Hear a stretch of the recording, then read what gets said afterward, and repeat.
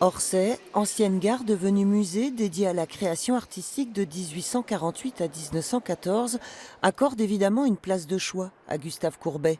On y admire ses grands formats, l'atelier du peintre, entièrement restauré, et l'enterrement à Ornans, mais aussi dans une salle voisine d'autres toiles, plus petites, tout aussi emblématiques.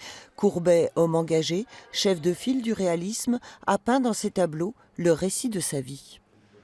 Il a réussi quelque chose d'absolument exceptionnel, c'est-à-dire qu'il a réussi à porter à l'universel les paysages de la Franche-Comté, comme celui du Puy-Noir derrière moi. C'est-à-dire que sa partie intime, du coup, est devenue quelque chose que tout le monde reconnaît. Et de ce point de vue-là, il n'y a guère que Courbet et Paul Cézanne après lui qui sont arrivés à ça. Et je pense que c'est la marque des très très grands artistes qu'il convient de célébrer, toujours. Artiste présent dans les collections du monde entier, mais aussi à l'occasion d'expositions événements. En 2007, celle du Grand Palais attire près de 600 000 visiteurs dans la capitale, avant de partir à New York puis à Montpellier, vue au final par plus d'1 million de personnes. Courbet, c'est quelqu'un qui résiste à l'analyse. Donc finalement, on se repose toujours des questions. C'est pas quelqu'un pour lequel il peut y avoir une formule. Alors il y a des artistes pour lesquels il peut y avoir une formule. Courbet, il n'y a pas de formule toute faite. Ou du moins, toutes ces formules peuvent être reprises ou reconsidérées. C'est la grande force de cette peinture-là. Donc finalement, à chaque exposition, à chaque nouveau propos, comme l'exposition Courbet et la nature à Ferrare en ce moment, hein, c'est l'occasion de repenser, de reprendre les éléments, de mettre en perspective autrement.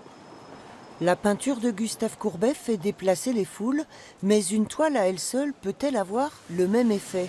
Le retour de la Laly du Cerf à Besançon après 7 années passées à Orsay fut un événement en soi, et la toile n'a pas fini de faire parler d'elle.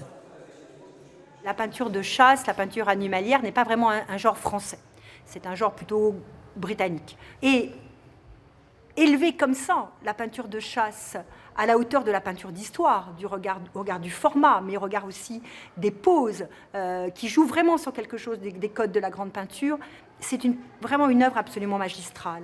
Et donc, un grand chef-d'œuvre comme ça, qui bougera forcément peu pour des questions de conditions et d'état, c'est fondamental pour un musée, et c'est fondamental pour tout ce qu'on peut raconter à côté. Le dernier grand format de l'artiste est un atout maître du musée des Beaux-Arts et d'Archéologie, un des joyaux des collections byzantines.